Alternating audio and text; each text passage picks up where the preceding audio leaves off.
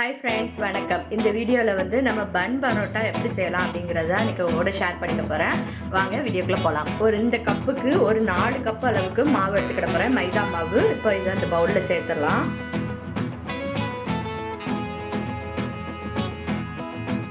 இப்போ 4 கப் அளவுக்கு மாவு சேர்த்தாச்சு. இதில் வந்து ஒரு 2 ஸ்பூன் அளவுக்கு நம்ம சுகர் சேர்த்துக்கலாம். 4 கப்பு மாவு எடுத்துருக்கிறதுனால ஒரு 2 டேபிள் ஸ்பூன் அளவுக்கு பால் எடுத்துக்கலாம். அடுத்து மாவுக்கு தேவையான அளவு உப்பு.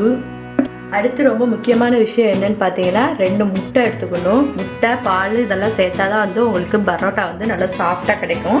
இப்போ இந்த 2 முட்டையை ஒரு பவுலில் உடச்சி ஊற்றி நல்லா அடிச்சுட்டு வந்துடலாம்.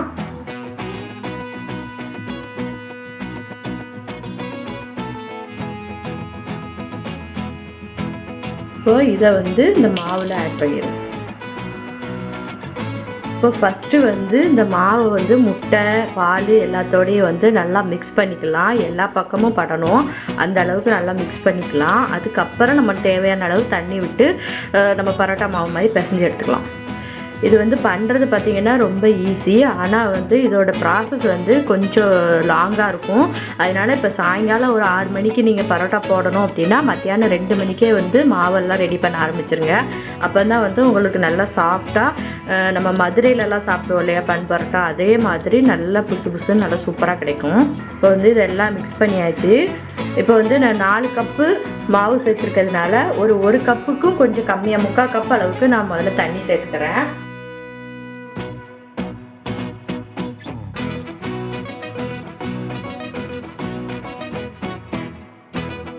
இப்போ வந்து பார்த்திங்கன்னா ஓரளவுக்கு மாவு பிசைஞ்சாச்சு. இப்போ வந்து இது மாதிரி ஒரு திண்டில் வந்து நல்லா பரப்பிட்டு அதுக்கப்புறமா ஒரு 10 நிமிஷம் கைவிடாமல் நல்லா பிசைஞ்சு விட்டிங்கன்னா நல்லா சாஃப்டாக கிடைக்கும். அதுக்கு வந்து கொஞ்சம் வந்து எண்ணெய் சேர்த்துக்கலாம்.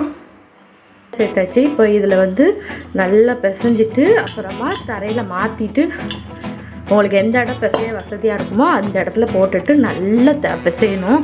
நீங்கள் பிசைய தான் வந்து உங்களுக்கு வந்து இது நல்லா சாஃப்டாக கிடைக்கும்.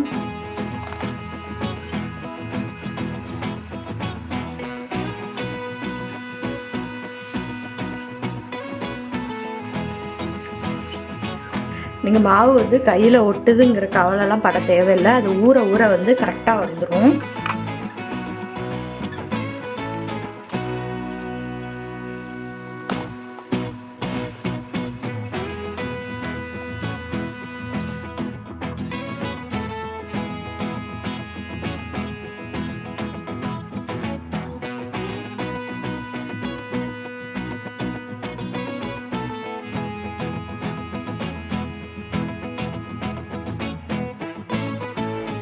நல்லா ஒரு 10 நிமிஷமாக நல்லா பிசைஞ்சாச்சு.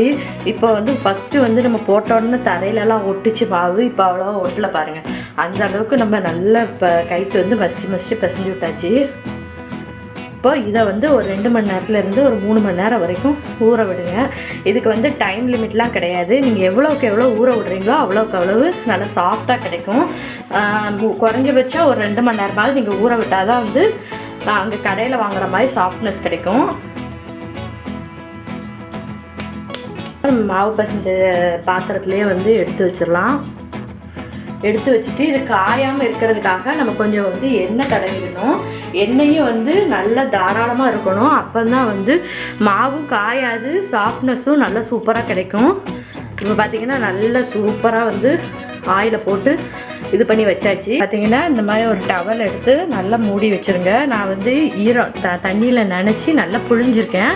அப்போ தான் வந்து உங்களுக்கு மாவு காயாமல் இருக்கும்.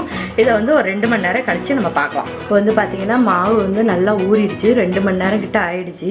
2 மணி நேரம் கேப்புக்கு அப்புறமா இதை எடுத்து பார்த்திங்கன்னா நல்லா சூப்பராக உப்பி வந்திருக்கும். இதை வந்து நம்ம குட்டி குட்டி உருண்டைகளாக உருட்டி நம்ம ஃபஸ்ட்டு உருட்டி எடுத்துட்டு அதுக்கப்புறமா திருப்பி ஒரு மணி நேரம் ஊற விட்டுட்டு அதுக்கப்புறமா நம்ம இது போடணும். ஃபஸ்ட்டு இதெல்லாம் வந்து உருட்டி எடுத்துக்கலாம்.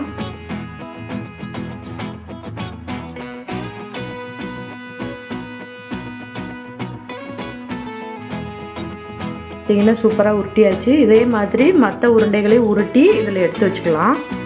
இது பார்த்திங்கன்னா இந்த மாதிரி உருண்டையாக உருட்டி போட்டாச்சு. நல்ல எண்ணெய் வந்து நிறைய இருக்குது, அதனால் இதுக்கு எண்ணெய் தேவையில்லை. ஒரு வேளை எண்ணெய் கம்மியாக இருக்கிற மாதிரி தெரிஞ்சிச்சுன்னா நீங்கள் இன்னும் கொஞ்சம் எண்ணெய் அப்ளை பண்ணி இதே மாதிரி ஒரு ஈர துணி வச்சு மூடி வச்சிருக்கோம். ஒரு 1 hour கழித்து நம்ம பரோட்டாவுக்கு விரிக்கலாம். இப்போ வந்து பார்த்திங்கன்னா மாவு வந்து நல்லா ஊறிடுச்சு, 1 மணி நேரம் தாண்டிடுச்சு. இப்போ இதிலேருந்து ஒவ்வொரு உருண்டையாக எடுத்து நம்ம விரிக்க ஆரம்பிச்சிடலாம். இப்போ ஃபஸ்ட்டு வந்து ஒரு உருண்டையை எடுத்துக்கிடுவோம்.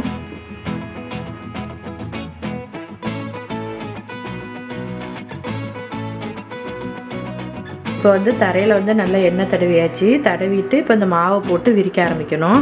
இது வந்து ஒன்றும் பிரச்சனை கிடையாது, இப்படி கைட்டு வந்து விரிச்சிக்கிட்டே இருக்கணும். அதுக்கப்புறம் பார்த்திங்கன்னா இந்த மாதிரி ஓட்டை விழுந்துச்சுன்னா ஒன்றுமே பிரச்சனை கிடையாது.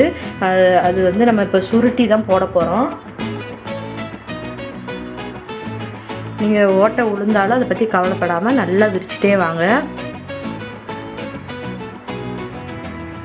இது வந்து பார்த்திங்கன்னா மாவு வந்து அவ்வளோ சாஃப்டாக இருக்குது.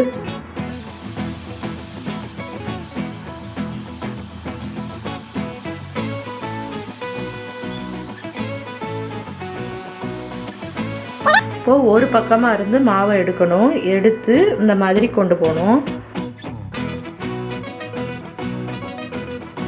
இந்த மாதிரி இப்படி உருட்டி உருட்டி கொண்டு போகணும்.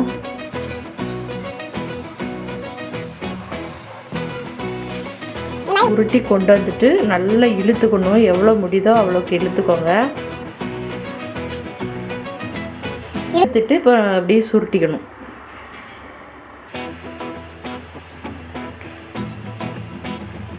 பார்த்திங்கன்னா சூப்பராக வந்து நம்மளுக்கு பன் பரோட்டாவுக்கு மாவு ரெடி ஆகிடுச்சு. நல்லா சாஃப்டாகவும் இருக்குது மாவு. இப்போ இதை வந்து நம்ம கைட்டே விரிச்சுக்கணும். நம்ம இதெல்லாம் தேவையில்லை, கைட்டே வந்து இந்த மாதிரி அமுக்கி விரிச்சுக்கிட்டிங்கன்னா போதும். பன் பரோட்டானா கொஞ்சம் குண்டாக இருக்கணும், அதனால் நீங்கள் ரொம்ப தேய்க்க வேண்டாம். இந்த அளவுக்கு கொஞ்சம் தடிமனாக இருக்கிற மாதிரி விரிச்சுக்கணும்.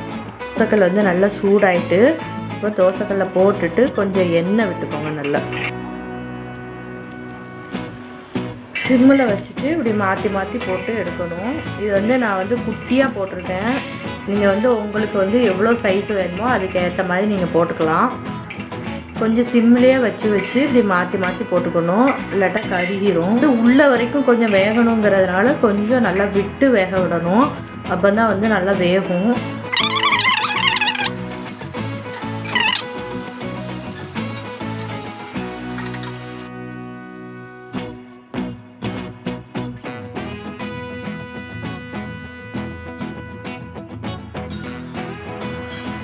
இப்போ பார்த்திங்கன்னா பரோட்டா வந்து சூப்பராக வந்து ரெடி ஆகிடுச்சு. இப்போ இதை வந்து ஒரு பிளேட்டில் எடுத்து வச்சிடலாம். இப்போ அடுத்து இதே மாதிரி மற்ற எல்லாத்தையும் போட்டுட்டு நம்ம பார்ப்போம். இப்போ வேணா இந்த மாதிரி அடிச்சுக்கோங்க சூடாக இருக்கும்போதே.